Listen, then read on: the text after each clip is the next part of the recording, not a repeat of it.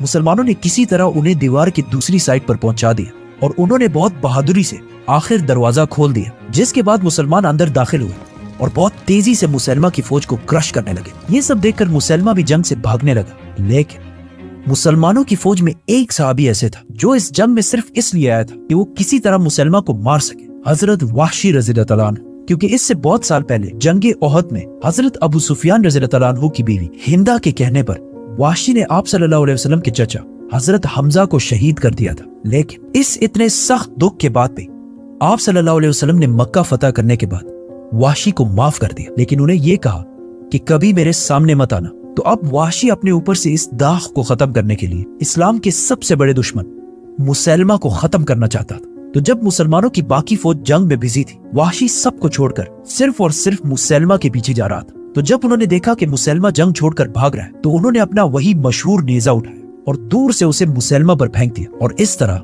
मुसलमा मर गया और इस तरह नजद का ये सारा इलाका दोबारा फतह हो गया। मुसलमानों की बाकी फौजों ने भी सारी बगावतों को क्रश कर दिया। मदीना में खलीफा अबू बकर रज़ियल्लाहु अन्हु एक बार फिर पूरे अरब के खलीफा बन गए और पूरे अरब को समझ आ गई कि आप सल्लल्लाहु अलैहि वसल्लम के बाद इस्लाम खत्म नहीं हुआ। जब मुसलमानों की इस अजीम फतह की खबर मदीना पहुंची तो वहां के लोग बहुत खुश हुए, लेकिन जब हजरत उमर रज़ियल्लाहु अन्हु ने देखा कि इस जंग में 700 सहाबी ऐसे शहीद हुए हैं जो हाफिज कुरान थे, तो उन्होंने सोचा कि अगर आहिस्ता आहिस्ता ऐसे ही हाफिज कुरान शहीद होते गए कि एक दिन कहीं ऐसा ना हो कि मुसलमान कुरान के सीक्वेंस के बारे में भी इख्तिलाफ में पड़ जाए और बहुत सारे फिरकों में डिवाइड हो जाए, क्योंकि उस वक्त कुरान छोटे छोटे हिस्सों में कहीं कहीं पर लिखा हुआ था और ऐसे कंप्लीट जिस तरह आज हम पढ़ते हैं इस तरह मौजूद नहीं था। तो उन्होंने जाकर अबू बकर रज़ियल्लाहु अन्हु को कन्विंस किया कि हमें कुरान को सही सीक्वेंस के साथ लिखना चाहिए ताकि मुसलमान कुरान की वजह से फिरकों में ना बढ़ सके। और इस तरह अबू बकर रज़ियल्लाहु अन्हु ने कुरान को सही सीक्वेंस के साथ एक किताब की शक्ल में लिखने का हुक्म दिया।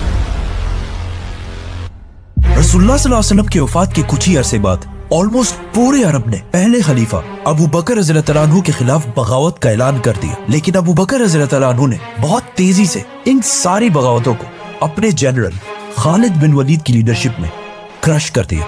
नाउ एक बार फिर पूरा अरब मदीना की गवर्नमेंट के अंडर बिल्कुल यूनाइट हो चुका था। अब यहाँ से स्टोरी थोड़ी मुश्किल होने वाली है। इस्लाम सिर्फ अरब का नहीं बल्कि एक ग्लोबल रिलीजन बनने की तरफ जा रहा है और मुसलमान दुनिया की सबसे बड़ी सुपर पावर बनने वाले हैं। तो अबू बकर रज़ियल्लाहु अन्हु की सारी बगावतों को क्रश करने के बाद पूरा अरब अब उनके कंट्रोल में था।